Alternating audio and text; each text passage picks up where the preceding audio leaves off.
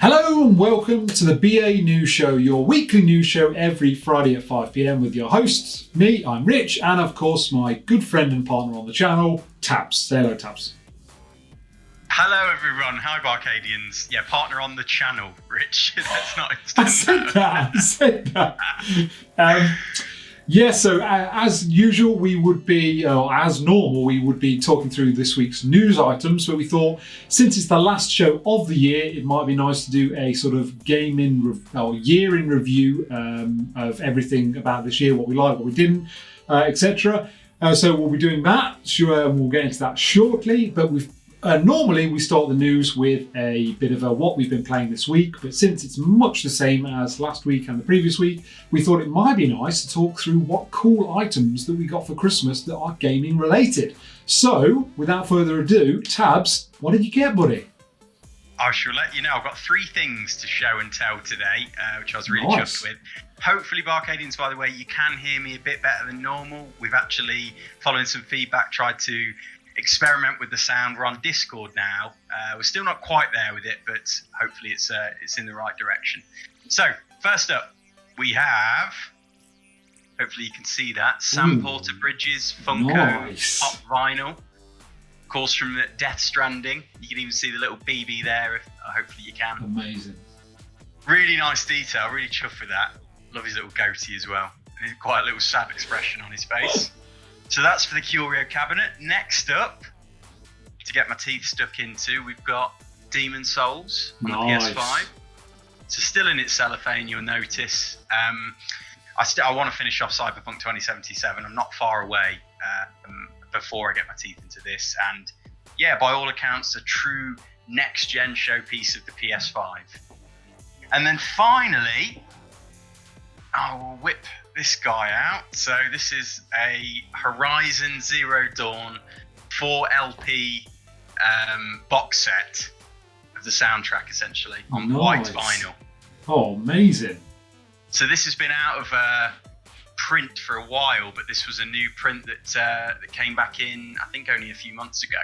Wow. So if you have been looking for this, because it's been really expensive, have a look now. You might be able to snag a press while it's still in print. Amazing. Wow. That's me over and out, Rich. Yeah, I was chuffed to pieces, actually. Very spoiled. And I'll just show you this, actually, Rich, as well. You've already seen it. But I actually treated myself to the Lord of the Rings 4K trilogy. Amazing. I'm going to start the Fellowship of the Ring tonight to celebrate New Year's Eve. Amazing. So, but enough about me. What have you got to show? I can't see it though. So I got this t-shirt, which I'm pretty pleased with. Nice little gaming t-shirt, so that's cool. I also got Demon Souls as Tabs. Again, cellophaned up because I'm still working through Hollow Knight currently, so I'm looking forward to starting that. I got this kind of cool poster that's like a scratch off poster, and it's got like 100 games on it, and you scratch off games you've played, and underneath where you scratch off is like a little picture of the game, like the character or whatever. So that's quite cool. Hoping to put that up in the room. And then my good lady bought me this amazing pop vinyl. It's basically Baby Yoda eating their eggs canister. Oh yeah. Which she knew how funny I found the whole from the Mandalorian, the Baby Yoda, or Grogu as we now know, spoilers. That how funny I found him eating them. So yeah, that's awesome. I'm looking forward to putting that into the old collection. So yeah, that's pretty much my wares from this Christmas. Fantastic, mate. Well, I look forward to coming around and seeing him as soon as the COVID situation changes somewhat. Absolutely, mate, and I look forward to that also. So, how is this going to work? So, we're going to run down various categories. I'm going to say what I think, and Tabs is going to say what he thinks, or vice versa. So, the first category we have got is Best Story Game of 2020. Now, unanimously for me, I went with The Last of Us Part 2. I thought it was groundbreaking in everything it did, and I thought it was very revolutionary in the way it took the story forward. And it really made you feel for the characters, which I thought was was outstanding and can only be commended as probably one of the best games of the year. And I think it did scoop that prize at Game Awards back in November. What about you, Tabs? What did you go for this one? Yeah, no surprises. I also went for The Last of Us Part 2.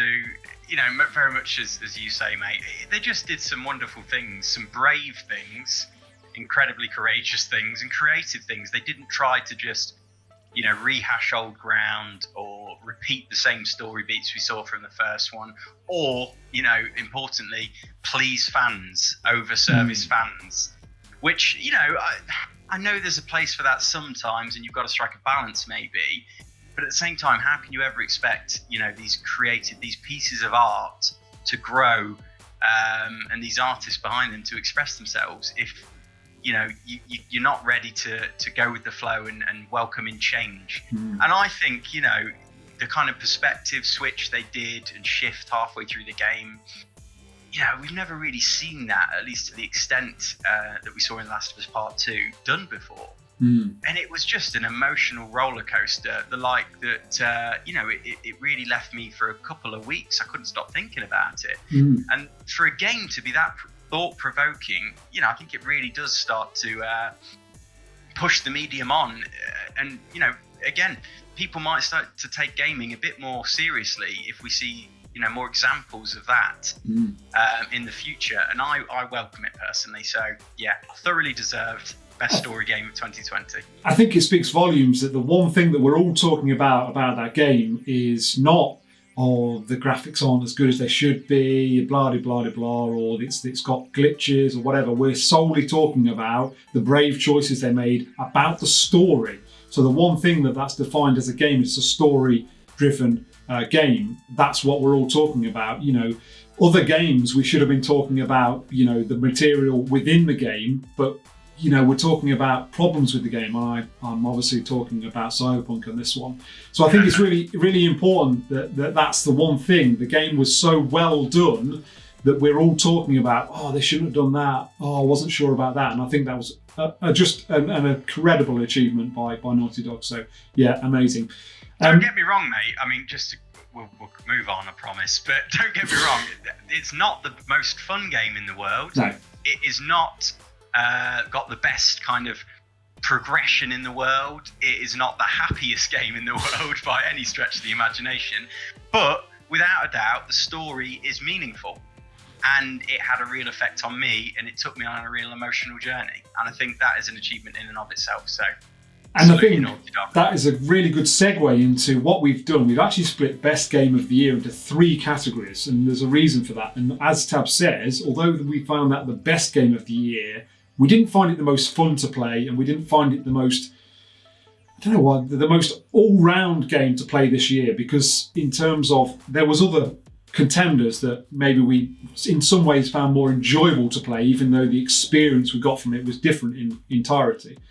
So we've actually got the next one, Rich. Is it the best gamey game of 2020, which we mean the most fun game we played in 2020? Absolutely, and tell us what yours was this year, Tabs.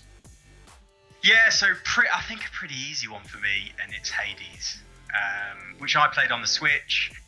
You know, it's that isometric dungeon crawler, hack and slash, but with plenty of like shades of nuance and complexity, which kind of elevate it from just that genre in itself. And I think it's just that they've really mastered this crossover of different genres, and the story in it and the sound design. There's just so many good things that overlap to really elevate this to more than just the sum of its parts. And you know, this category is all about the most fun we've had with games, and it was a joy to play. I will, granted, it takes probably a good few hours, I don't know, maybe 4 or 5 hours before it really hits that rich seam of fun. But once you're there, you know, and you understand the game and the format, it just, even now, it's not stopped giving. I was just saying to Rich today, because I've not been able to play Cyberpunk, I've actually been chipping in with Hades, trying to get back into Hollow Knight, inspired by Rich, because I've not completed it myself. But, you know, suffice to say, Hollow Knight was like hitting my head against a brick wall.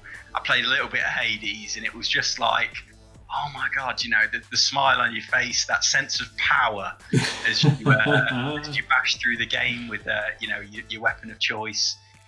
Yeah, I can't harp on about it. I think Hades, it's one of these games you could play ad infinitum because it is that much fun in its moment-to-moment gameplay. So that gets my big thumbs up, Rich. What about yours, my friend? So mine was actually Pikmin 3 Deluxe. I just absorbed playing that game. It was so much fun to play, and just playing around with the Pikmin, really nostalgic about, you know, previous Pikmin games I've played, and I don't know, it felt so familiar, even though it was a game I actually had never played, specifically Pikmin 3. And I just loved it. I loved the challenge of it at times. And yeah, I mean, it's a game that I'm fairly good at, I would say. I'm not amazing, obviously. But yeah, it just felt so much fun playing it. I felt like I know you said at one point, mate, that you found it a bit stressful, but then I also noticed throughout that week, it seemed like you were playing it in every moment of your spare time you had because you were just bashing through it. Absolutely. Elaborate on that a bit for us. Why is it stressful, and then how does that work with it actually being fun? So because your time in the game is curtailed to days, so you only have a certain amount of time to try and achieve all the tasks. And I guess I foolishly put a lot of pressure on myself to achieve a lot in each day. You know, like get lots of fruit, get lots of parts, whatever it might be, kill lots of enemies. And that meant you're like micromanaging everything. You might have like 5 or 6 different gangs of Pikmin that you're like working at the same time in different areas of the map to do what you need to do. So it becomes quite a stressful like time and like resource management sort of simulation. But that's sort of what I love about it. And once I ultimately got a little bit better at the game, that's when the stress sort of started to ease because I was better at micromanaging all the bits. And yeah, just so much fun to play and just right on my alley. I suppose you make peace with that mechanic as well, don't you, eventually? You kind of see it for what it is rather than be beholden to it. This is it. So, no, fantastic, my friend. So so then from that, we went for the best like overall game. So the best overall package to play, the most fun to play, you come off it enjoying it. You know, it was the best graphics, it was the best mechanics. And I think, I assume we've both chosen the same game here, Tabs, although you'll have to let me know in a moment. But for me, the best overall game as a singular package that sort of ticked all the boxes was Ghost of Tsushima. I absolutely loved playing that game. It brought back so many memories of playing Breath of the Wild, albeit on a completely different, you know, style of play and the way that you do the game, and obviously completely different realistic graphics as opposed to, you know, more cartoon style graphics that you get with Breath of the Wild. But I really brought Breath of the Wild like feelings back, and I just enjoyed the hunt. I enjoyed everything about it. There was hard bits on the game, which was frustrating, but I think it's one of those games where once you start to challenge the harder bits of the game with your own playing through them, it really rewards you and becomes more fun for it. So yeah, my best game overall of 2020 was Ghost of Tsushima. Yeah, same again, my friend. Ghost of Tsushima was definitely my overall best game. No doubt I had, you know, great experiences with Last of Us Part 2 and Hades, but like you say, this game just surprised me with how much time I put into it. We got to kind of share that adventure as we kind of played side by side, I suppose you could say, and shared, you know, tidbits from how we were progressing. And then ultimately we also got to enjoy the multiplayer together with between us and your friend of the channel, Andy. And it was just such a, yeah, like you say, I think that the gameplay itself, the combat system, was one of the most satisfying things for me. The story was good. It wasn't amazing, but it was good. And there were certainly elements of it that became repetitive over time. But, you know, for a new IP to be introduced in the way it was and at this time in this year, it was just a lovely thing to be able to experience. And personally, I don't know about you, Rich, I'd maybe like to see them in the next game introduce a few more of those supernatural elements that we saw in the DLC, the multiplayer, into the main game, just to give it a bit more, you know, depth and breadth to the experience. That might take away from some of the repetition, give them a bit more creative license to make it more interesting along the lines of, say, something like Breath of the Wild. It was almost a bit too grounded at times for its own good. But yeah, I mean, And oh, one more thing. How can I forget the photo mode, mate? For me, I know you didn't spend a lot of time on it, but if you'd have seen my hours on the photo mode alone, I think it must have exceeded 10 hours. It was so easy, so well implemented, and of course it's a gorgeous game because of the lighting, the geometry, you know. So overall, Ghost of Tsushima for me, fantastic work, Sucker Punch, and thank you for giving us that game this year. Absolutely. So moving on, best gaming moment of 2020. What was yours, Tabs? So I kind of had two here, just because I couldn't really decide between them. Greedy. The first one was getting your first beast loadout on Hades. Okay. So as I mentioned, dungeon crawler, hack and slash. You've got a choice of weapons. There's a grind to begin with Hades, as you grow accustomed to it, and obviously the game, because it's a game you play repetitively, like a roguelike sort of.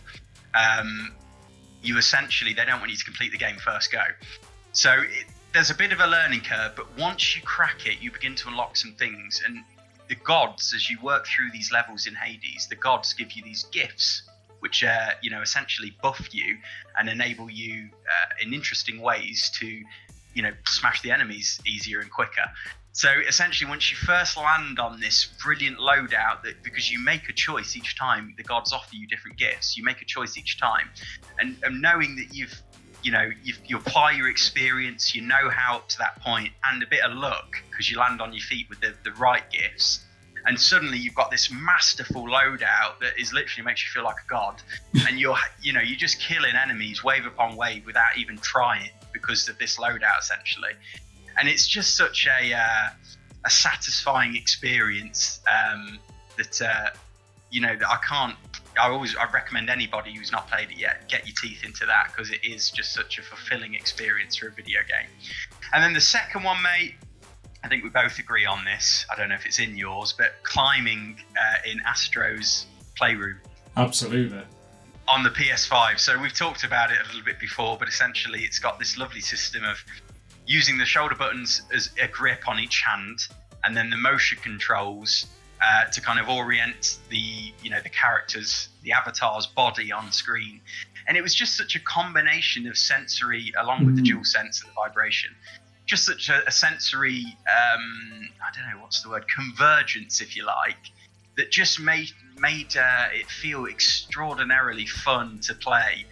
And it was just a lovely moment, wasn't it, Rich? We kind of shared it together as well, which again made it even better.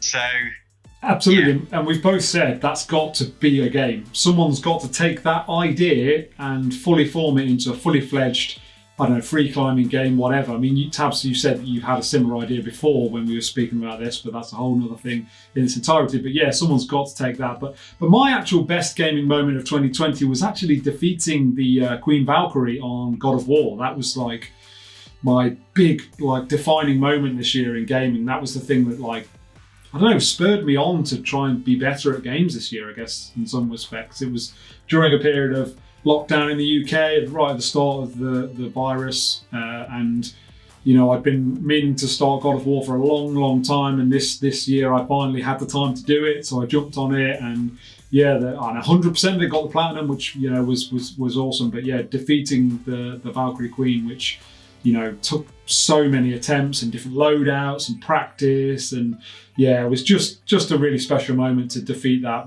really hard boss on that game to platinum the game. So yeah, really.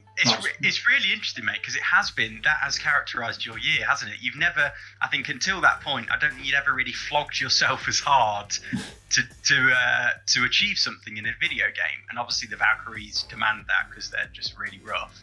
And then that started a bit of an arc for you, didn't it? Because Ghost of Tsushima, you played on hard mode as well. Yeah. And then obviously now you're at Hollow Knight, and that is like the ultimate game to bang your head against a brick wall on. And then that's going to lead into Demon Souls. Yeah, just a wonderful. Some would call you an absolute glutton for punishment in an already difficult year to make your video game, your virtual life, even more difficult. But yeah, I think it's been a good journey for you, has it, all in all? Yeah, it's really weird. I've sort of discovered that many a time over the years when I've got very, very stuck on a game, I've just thought, I can't be arsed with this. I've just moved on. I thought, I'm not good enough or whatever. But I've really pushed myself this year to sort of break through that. So when it's been hard, I've thought, stick at it. If you can do this, the achievement will be better for it. And I really feel like, I've sort of found my feet in a different way in games this year, in a way that I've not done before. And it's sort of opened up a different mindset while playing games, and not really getting super frustrated and just thinking, I'll get through this. It's going to take a while, but I'll just keep plugging away at it and I'll get it done eventually. So yeah, a bit of a watershed moment in some respects, a bit of a light bulb moment. So that's really cool. And not to drag on too much, but I think that that's something that we've talked about. We made a video, didn't we, about how video games are good for you. And we talked about, practicing things in video games that we can actually take back to our real life. So maybe that kind of mental fortitude that you've been, summoning to play these games has somehow helped you with the whole situation this year. Who knows? Possibly. Yeah, definitely. Yeah, it's certainly a nice idea. But yeah, no, well played to you, mate. I've enjoyed watching you battle many of these games on and off the channel. So yeah. And you're I personally think you're a better gamer than me, and your inspiration on completing these games, that's what inspires me to push on these things. And you say, no, you can do it. So load of crap though, mate. We have our genres, and I'm good at some genres, you're good at others. But I really admire the fact that you've challenged yourself at some of the genres which maybe you've not always been as good at. So yeah. It's time for me to get back on the RTSs and the racing games then, isn't it? So from our best gaming moments this year, we're going to go to our most disappointing game of 2020. Now, yours is an interesting one, I believe, Tabs. Tell us about that. Oh, how much time we got, mate? I could really just go on endlessly on this, so you're going to have to cut me off. So yeah, I've got some Cyberpunk, essentially. Cyberpunk 2077. Makes no sense for a lot of reasons, and a lot of sense for a lot of reasons, because you're actually really enjoying playing that, aren't you? Yeah, I mean, this is it. Had there been no real fanfare, had we not had all these promo videos, the marketing that hyped it up, that, really tried to voice that it was going to be this revolutionary game, and obviously following in the footsteps of The Witcher 3, which I loved, played very recently as well, I would have just played the game and thought, yeah, this is a really solid game. I can, apart from obviously the issues it's had on last gen, which I haven't experienced because it's been on PC, let's remove that. I would have said to friends, oh, you should play this game, it's really good. If you like Blade Runner, if you like Fallout and Skyrim, you're going to love this. So it's a solid game. The problem is you can't help but compare it to the promo, to the marketing, to everything it was hyped up to be. And also, I'm making a lot of assumptions in this, but because of I've been kind of tracking the journey as an avid gamer and enthusiast of CD Projekt Red and obviously the progress from The Witcher 3, and you just feel like they've let themselves down. In the way they've delivered this game in the run-up to it, and no doubt COVID threw some challenges up, but I think it goes deeper than that. It feels like the project has been mismanaged, and Absolutely. At some point, it got lost in the realm of the magical, because the project leaders, the managers, the execs, the board, CD Projekt Red just lost touch with the challenges the staff were facing. We obviously heard about mandatory crunch kicking in, at least a year away from launch. I don't ever think, I can understand maybe crunching a little bit towards a deadline is required, but if you're doing it a year before a deadline, surely it's going to end up being counterproductive, because staff are going to lose their creativity, their productivity, they're going to burn out, they're going to become disengaged, disenfranchised.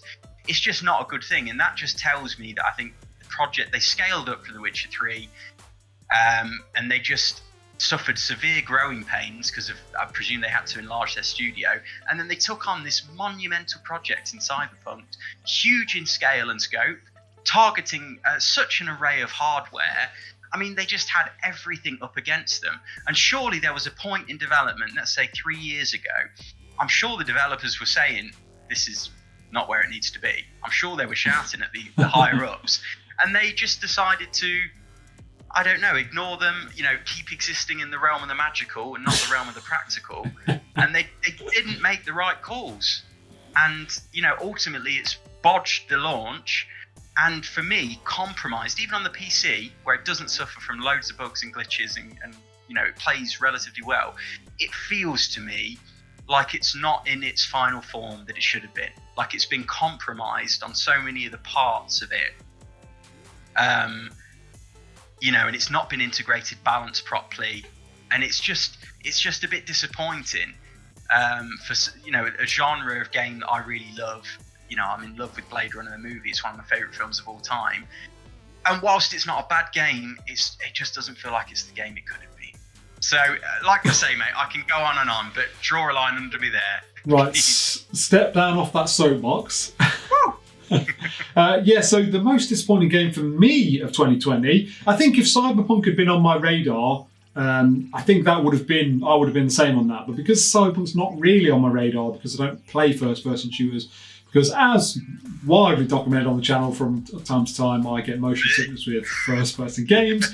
The most disappointing game for me was Marvel's Avengers. Now, I absolutely love anything superhero. Love all of the Avengers films. I've got loads of memorabilia around me to do with Marvel, Avengers, Iron Man, all sorts of stuff.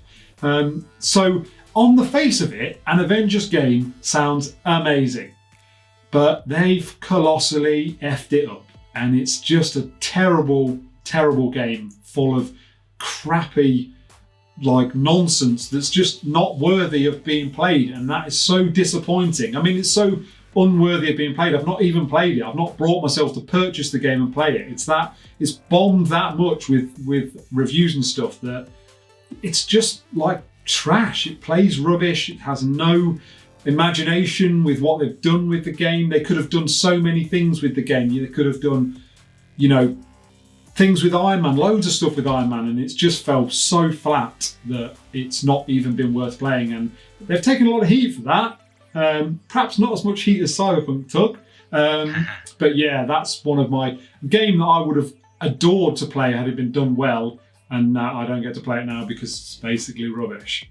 I've said it before, mate, and it is a game that seems, I've not played it, I don't have the experience hands-on, but it seems like it was built from the ground up to make money. Above all other things. So therefore it's just become this almost like a Trojan horse of a game that's, you want a game to be built from the ground up for people to have fun and enjoy, and for the people behind it to make it as a passion project. And I know you have to have considerations, commercial considerations when you produce anything these days, because otherwise you won't have a job at the end of it potentially. But, this was the polar opposite of that scale. This was, for me, a Frankenstein's monster of components literally made to make money first and foremost, and then they thought about the game afterwards. And I don't want to knock the devs on that, because I'm sure they tried to make the best of it they could, but ultimately, mate, it was got its just rewards, didn't it? Yeah, absolutely. Because they are still trying to recoup that loss. They absolutely are, and I don't think they will they? But on the face of it, an Avengers game fighting other superheroes or other superpowers where you can incrementally in some way build yourself up. I don't know, the Hulk, during the game you can break out and become Professor Hulk or whatever. There's so many things they could have done with it and they didn't do any of it. And then you just end up with this trash. But anyway, enough about that. Let's move on, since we're already nearly 30 minutes into this video. Wow. We will move on to the most disappointing thing of 2020. Now, this could be anything. This could be, a particular game, although we've done games, so it won't be a game. But the thing that I found most disappointing in 2020 is Nintendo's lack of new IP. So, I thought this was going to be a pretty big year for Nintendo. I thought we were going to see quite a few new things that we would see, maybe a new Metroid game, or maybe we would see towards the end of this year, we might see Breath of the Wild 2. But in the end, we've ended up with, and I've enjoyed some of the games that have come out, so don't get me wrong on that. We've had, lots of Wii U rehashed games basically that have been ported to the Switch with very little in the way of extra content. They brought Super Mario 64 to the Switch, almost no extra content there. There was no quality of life features added. And I just think in a year where we've seen next gen really push on and come to the forefront, especially towards the end of this year, I was expecting good things from Nintendo this year, and I really feel like next year needs to be big for Nintendo. Otherwise, they're sort of, I don't know, a bit wishy-washy in the water at this point. And it's especially difficult to get behind a game that I know has been previously released on another console for £60, given the fact that it's 4, 5, 6, 7 years old. So yeah, really disappointed by Nintendo showing this year. Tabs. No Breath of the Wild 2 for me was up there in the most disappointing gaming thing of 2020. However, I have to say E3, mate. Obviously we'd had designs at one point to actually go to fly out to LA, try and enjoy our first E3, and it all just collapsed, didn't it, under our feet. So, we don't know. This could be the last we see of E3, which would be a real shame, I think. And of course, I think the games industry tried to reply to the situation we're in. Was it the Summer Game Fest or something IGN tried to piece together? But it didn't light my fire, and I think by all accounts it wasn't the most successful festival in the end of video games. So yeah, just a real shame not to see E3, especially with the next gen, launch just around the corner. I just hope we see something, in future years, and Rich and I, we get another chance maybe to fly out there. Absolutely. But move us on, Rich. We are spilling wildly, aren't we?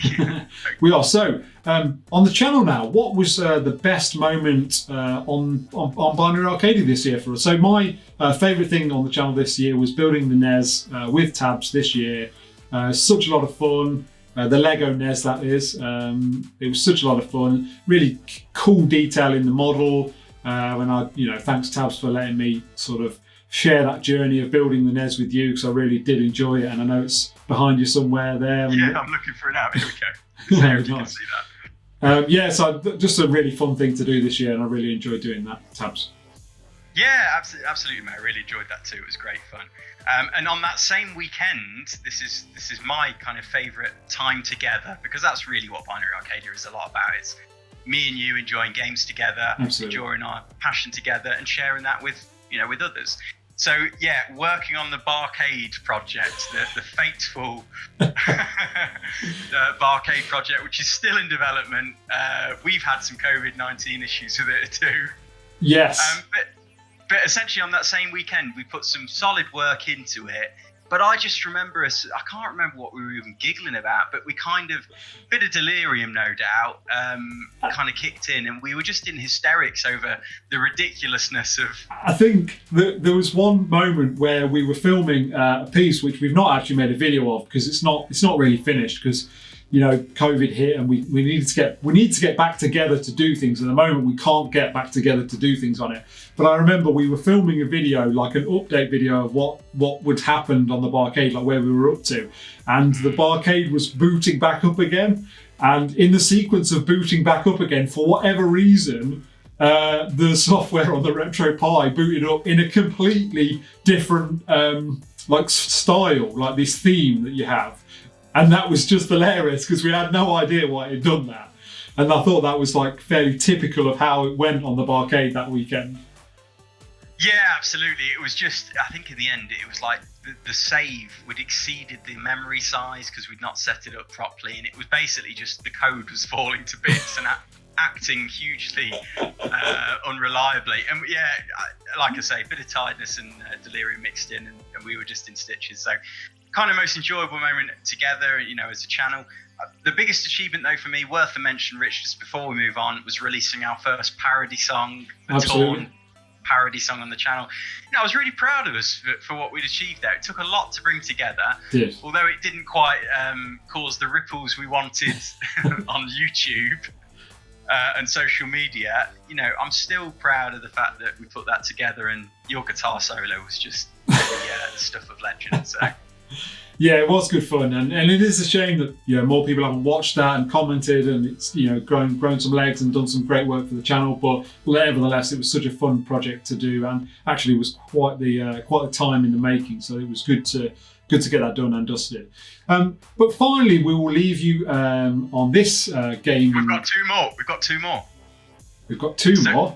Yeah, well, you might have to think of this one on the spot, then, my friend, because okay. I'm the one that got away. So the one that got away this year for me, I actually had a few, but I suppose really Tony Hawk's Pro Skater 1 and 2. So mostly okay. because I bought it, I own it. It's still in its wrapper though. For whatever reason, I didn't really want to play it. I think I had some other stuff on the go at the minute, and I really wanted to dedicate some time to enjoy it properly because of how great it is, according to almost everybody I've spoken to who owns it, including Rich. So yeah, it's the one that got away from me. Can't wait to play it in 2021. And then notable mentions to Half-Life Alyx, Paper Mario, Final Fantasy VII, Microsoft Flight Sim. But Rich, anything for you that was the one that got away? I don't know, it's hard to think. As you can tell, I was well prepared for this. What about Horizon Zero Dawn, mate? I suppose in a way you did kind of intend to play that sometime soon. I did, yeah. I mean, I thought I would play it over Christmas, but after one thing and another, I've not played as many games over Christmas as I was planning to do.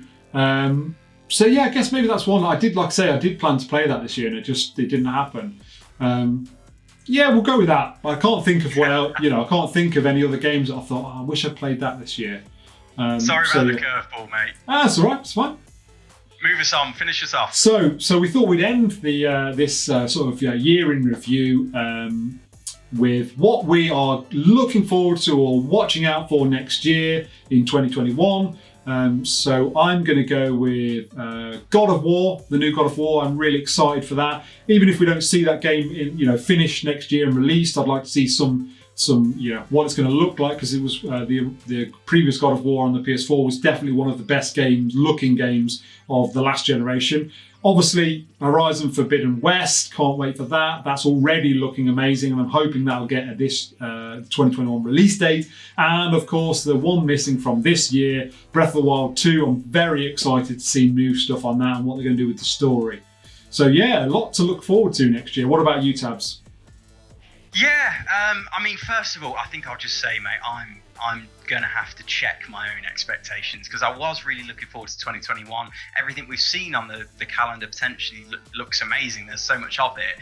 But surely with this COVID situation, and it seems to be getting worse, I just feel like to make sure I'm not going to be disappointed in the same way I was with Cyberpunk 2077, I'm just going to not go too far ahead with my hype behind these. But that being said, if we're in an ideal world, blue sky thinking, all of the above, so God of War, Forbidden West, Breath of the Wild 2, to be honest, that's probably the biggest thing I'm really excited for, truth be told. But just to offer a few different choices, Resident Evil 8.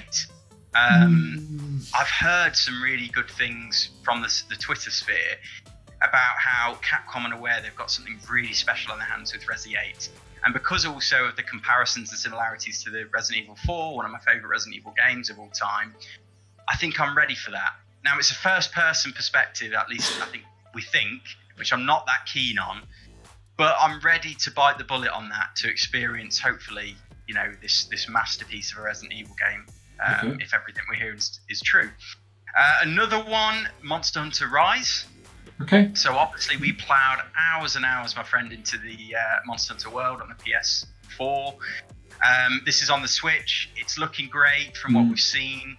I think by the time it comes around, there'll have been plenty of time for us to, kind of leave behind Monster Hunter World, and therefore it will feel fresh and new again. And it looks like there's some more mobility features which will really just refresh the experience and give more agency to the player. So I can't wait to play that with you, my friend. And then another bit of a weird one, Hogwarts Legacy. Ooh, yeah. Now, I know your other half, Rich, will be very excited to see what this one does. To be fair, I'm excited for this as well, actually. I'm really excited for this as well. I just don't know whether we'll see this next year. A game announced this year releases next year. I don't know. I'm unsure on that one. It's true. It has rumoured to be in development for quite some time, so I think it is probably further along than what we may think. But yeah, I fully agree. We might not see it next year. But yeah, I'm going to hold my breath because I can't remember the studio behind it. Is it Warner Brothers? Well, they're the studio behind obviously the Harry Potter films, but I don't know how involved they are in this game. I don't know what studio is actually developing the game. I don't know what their pedigree is, but for that reason, I'm not going to hold my breath. But if it could be something even close to The Witcher 3 in the Harry Potter universe, I'd just be chuffed to bits with that, and I'd love to get my teeth into that. And then I suppose just a word to mention, Rich, Halo Infinite. after everything we've seen from it this year and the whole development hell game cycle it seems to have gone through, it'd be lovely to see a holiday release for that and for it to smash 9, 10 out of 10s in reviews. That'd be a real Phoenix from the Ashes story, and fingers crossed I get to play it on the Alien as well. Yeah, so that's me. Couldn't agree more on that. I do, as much as we've sort of beat up on Halo Infinite a bit this year, and I really hope that all of the backlash, obviously not from us, they don't care about us, but from the gaming community as a whole, the backlash that they got, I really honestly hope that we end up with a fantastic game because of it, and that will be just, I feel like, reward for all of the the crap that like gamers took over some of the things that they thought were acceptable this year. So yeah, I think that'll be, fingers crossed that it's going to be a good game. And as you say, we need some hope, don't we, as well? We need to see the likes of Cyberpunk 2077, and while it makes great material for Young Year and his channel, I'm sure, we need to see some hope. We want to see some success stories. We don't want to keep being disappointed by these games and experiences. So yeah, absolutely. So we'd just like to finish by wishing everyone who's contributed to the channel with a comment or a like, subscribers, everybody who's involved in the channel, thank you very much this year for all of your views, likes, subscribes, etc. And thank you very much, and we wish you a very happy 2021. Absolutely. Yeah, same from me, Rich. It's been a pleasure working with you, my friend, and thanks for all your effort on the channel this year. And you, I know it's only a small one, BArcadians, but yeah, thank you very much for those of you who have supported us and who have stuck with the channel, despite our very much varied and inconsistent content at times, but we do it part-time. So yeah, here's to a positive 2021 for the world, for gamers, for BArcadians, for the channel, and to you as well, mate, Rich. And you, mate. And that pretty much brings us to an end for this news show and also this year. So we will see you on the other side. If you've liked this video, please do give us a like. And if you're new here and you've enjoyed what you've just seen, subscribe, have a look at some of our other videos, and join us and become a BArcadian today. And I think that's all we've got time for. Another one for the archive. Stamped and completed.